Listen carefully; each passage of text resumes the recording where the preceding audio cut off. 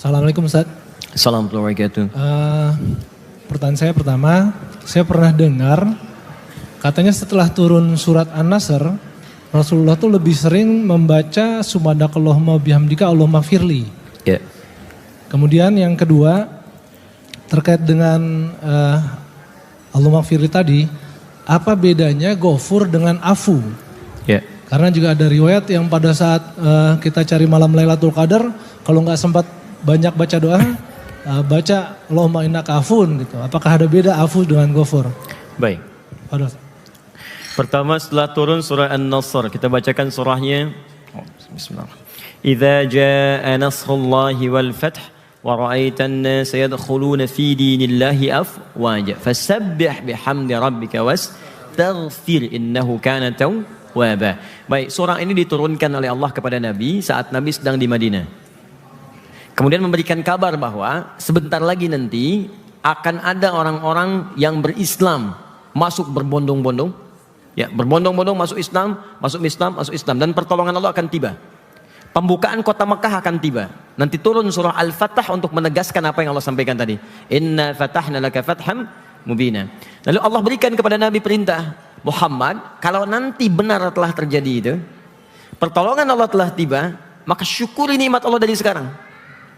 Kemudian bersihkan semua keburukan-keburukan. Sampaikan pada umatmu. Subhanallah tadi yang saya terangkan, kebiasaan buruk di mata, di telinga, sampai ke ujung kaki, hilangkan. Karena nanti ada anugerah besar untuk mendapatkan kenikmatan di Mekah, yang pahalanya begitu banyak, sehingga saat masuk ke sana, kita sudah terbebas dari perbuatan buruk. Jangan sampai nanti saat masuk Mekah, kebiasaan buruk masih hadir.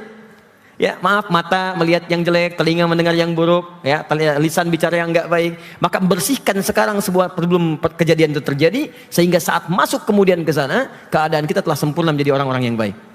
Nah, bagaimana latihan untuk semua itu? Maka diturunkan kalimat oleh Allah Subhanahu wa taala dari sejak surah itu turun sampai kemudian kejadian Fathu Makkah sampai setelah itu. Apa kalimatnya? Fasabbih. Banyaklah bertasbih kepada Allah, subhanallah. Bihamdi rabbik, banyak tahmid. Kemudian bisabbih bihamdi rabbika wastaghfir, dan mohon ampunan kepada Allah dengan sering membacakan istighfar. Astaghfirullah, astaghfirullah, astaghfirullah. Karena itu setiap kali selesai salat, hadis Muslim hadis 571, Nabi berbalik kemudian mengucapkan kalimat subhanallah, subhanallah, subhanallah 33 kali. Kemudian alhamdulillah, alhamdulillah, alhamdulillah 33 kali. Allahu akbar, Allahu akbar, Allahu akbar 33 kali.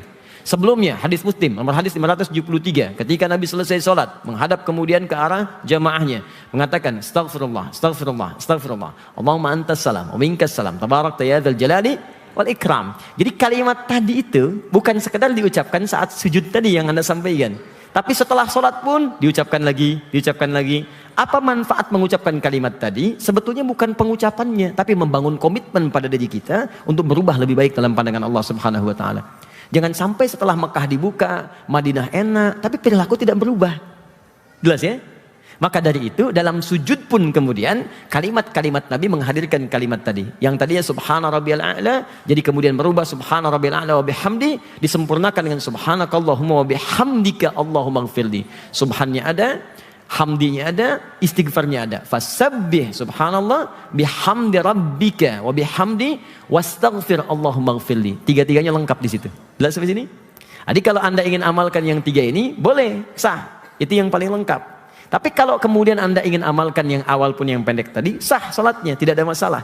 Dan itu pembukanya. Karena nanti ada kondisi-kondisi salat yang memungkinkan kita baca yang panjang, ada kondisi kita mengharuskan baca yang cepat. Ya misalnya apa? Tarawih. Kalau tarawih nggak usah panjang-panjang. Ya nggak usah panjang-panjang kita baca subhana rabbil a'la, duk bangun lagi. Karena yang dikejar dalam tarawih itu bacaan Qur'annya saat berdirinya, bukan saat turunnya. Jelas ya? Baik. Kemudian yang kedua Ustaz, apa bedanya Al-Ghaffar, Al-Ghafur, ya, atau Al-Maghfirah dengan Al-Afwu? Karena saat Ramadan di setiap malam tarawih yang dibacakan Allahumma innaka afuwun tuhibbul afwa fa'fu anni, bukan faghfirli. Baik, Al-Afwu dengan Al-Ghafur. Kalau Al-Afwu itu nama umum bagi setiap kesalahan yang ingin dihapuskan atau dosa yang ingin diampuni, umum sifatnya. Al-Afwu sifatnya masih umum, menghapuskan semua kesalahan yang pernah dilakukan. Satu kesalahan disebut khata. Beberapa kali salah disebut akhta. Banyak salah disebut khotoya. Gini, saya ngaku banyak salah, khotoya ya. Saat Anda bertakbir Allahu Akbar, Allahumma ba'id baini wa baina khotoyaya. Itu artinya, ya Allah, saya, ya kecil, mengaku banyak salah ya Allah. Dalam sholat ini, saya ngaku banyak salahnya. Maka mohon jauhkan saya dengan semua kesalahan yang telah saya perbuat selama hidup ini. Seperti engkau jauhkan antara timur dengan barat. Jangan pertemukan saya lagi dengan kesalahan saya di akhirat nanti ya Allah. Karena di akhirat sekecil apapun kesalahan akan dibuka. Wa may ya'mal mithqala dzarratin syarran yarah. Sekecil apapun. Maka kalau saya wafat dalam sholat ini ya Allah, Quran surah kedua ayat 46, ya, innalillahi wa inna ilaihi rajiun. Kalau saya wafat, maka mohon ampuni dan hapuskan semua salah saya ini sejak saya bertakbir kepadamu.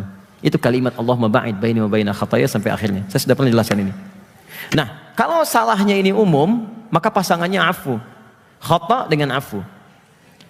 Walaupun kesalahan itu belum tentu mengandung dosa. Tapi tetap salah. Subuh 4.43. Misal Anda sholat jam 6. Salah tidak? Salah. Kan subuhnya jam 4.43. Sholatnya jam 6. Salah kan? Salah. Dosa enggak? Belum tentu. Kalau sholat jam 6 itu memang karena kesiangan bangun. Enggak diniatkan. Lelah saya ada syuting semalam atau ada perbuatan tertentu, capek, ketiduran, bangun jam 6, nggak apa-apa. Saat bangun itu dia wudhu, kemudian dia sholat. Sholat orang yang tertidur pada saat bangunnya, dia salah tapi tidak berdosa. Tapi kalau sengaja meniatkan untuk menunda sholat dan bangun jam 6, dia salah dan dosa. Saat dia salah mengandung dosa itu, maka disebut dzambun namanya. Dzambun. Kalau kita ingin minta kepada Allah menggugurkan kesalahan tadi, salahnya dihapuskan, sekaligus dosanya digugurkan. Maka Allah turunkan sifat kedua untuk menggugurkan dosanya ini, sifat dosanya. Disebut Ghafir namanya. Maka turun Quran surah ke-40 ayat ketiga. Ghafiriz dzambi wa qabilit taubi. Kata ghafir dipasangkan dengan dzambun. Oke. Sekarang ada orang yang sengaja sholatnya jam 6. Dan mengajak orang lain nggak subuhan ke masjid. Akhi, sholat itu nomor 2. Ngobrol dulu, ngopi nomor 1. Sudah nggak sholat, ngajak orang lain nggak sholat. Salah nggak? Dosa nggak? Dosanya double karena ngajak orang. Maka berubah kalimat dzambu jadi dzunubun. Dzunub. Maka Allah turunkan sifat yang ketiga, afun 1, ghafir 2, ghaffar yang ketiga. Untuk mengampuni dosa-dosa yang mulai banyak ini. Buka Quran surah Nuh, surah 71 ayat 10. Kata Nabi Nuh, "Faqultu astaghfiru rabbakum innahu kana ghaffara." Kenapa Nabi Nuh menggunakan kalimat ghaffar bukan ghafir? Karena umatnya sudah mulai melebihi batas. Tadinya mencela, sekarang mengancam. Karena sudah banyak dari dzambu jadi dzunub. Ada yang ketiga, sudah enggak sholat, ngajak orang enggak sholat, dan menjelek-jelekkan orang yang sholat. Mereka sok soleh tuh ke masjid jamaah. Dikirain kita nggak bisa, kita juga bisa. Udah nggak sholat, ngajak orang yang nggak sholat, mencela yang sholat. Maka plus dzunubun ma'adzulmi, ada zalimnya. Ini pun Allah turunkan sifat yang keempat namanya Ghafur untuk mengampuni yang ini. Maka muncul kalimat innahu ghafurun rahim untuk mengampuni ini. Ada yang lebih dahsyat. Sudah nggak sholat, ngajak orang nggak sholat, menjelek-jelekan yang sholat, plus juga mengganggu masjid di tempat orang sholat. Kepetasan, macam-macam. Wah, itu israf namanya. Ada orang yang kalau sudah nggak maksiat, gatal rasanya. Ada orang kalau nggak maksiat malah nggak enak. Itu israf. Turun Quran surah 39 ayat 53. Qul ya ibadiyalladzina asrafu israf. Qul ya ibadiyalladzina asrafu ala anfusihim la taqnatu min rahmatillah. Katakan pada hamba-hambaku, sebanyak apapun dosamu, sebelum kamu wafat, kalau kamu taubat, aku ampuni. Sebanyak apapun. Kamu pernah membunuh? Saya ampuni kata Allah. Kau pernah mabuk? Saya ampuni. Kamu pernah zina? Taubat, saya ampuni. Dan gak usah diungkap lagi. Jangan ada kisah lagi. Udah selesai. Jangan membuka aib yang telah berlalu. Udah selesai. Jangan mau tuh datengin orang, tanya buka masa lalu. Sudah selesai. Buka lembaran baru yang baik. Kata Allah, saya akan tutup. Nanti yang akan diungkap oleh orang lain kebaikan kamu saja. Maka Allah turunkan sifat yang kelima namanya Rahim. La taqnatu min rahmatillah, Rahim. Maka digabungkanlah afu, ghafir, ghafar, ghafur, Rahim di satu ayat dalam Al-Quran. Makanya bacakan ayat ini untuk mendapatkan 5 rahmat Allah ini. Quran surah kedua ayat 286.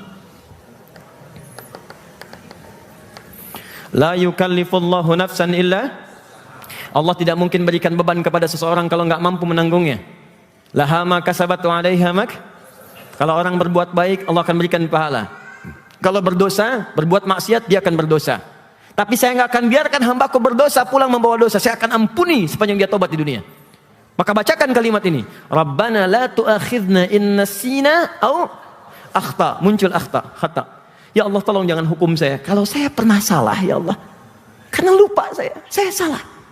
Rabbana wa la tahmil 'alaina isran kama hamaltahu 'alal ladzina min qablina, ya Allah.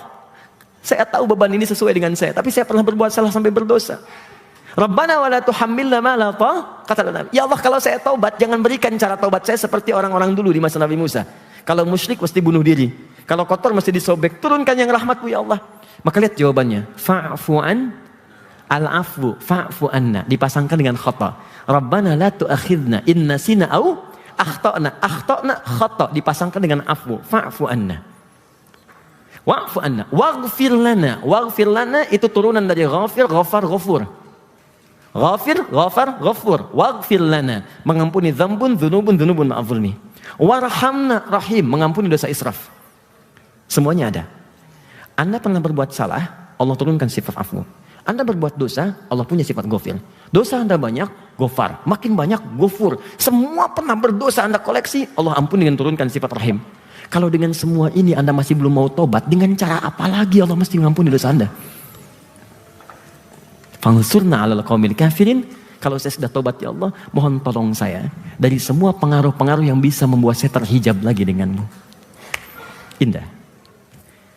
Jika Anda belum mampu berlomba dengan orang soleh meningkatkan kebaikan, maka berlombalah dengan para pendosa untuk bertobat kepada Allah Subhanahu wa ta'ala.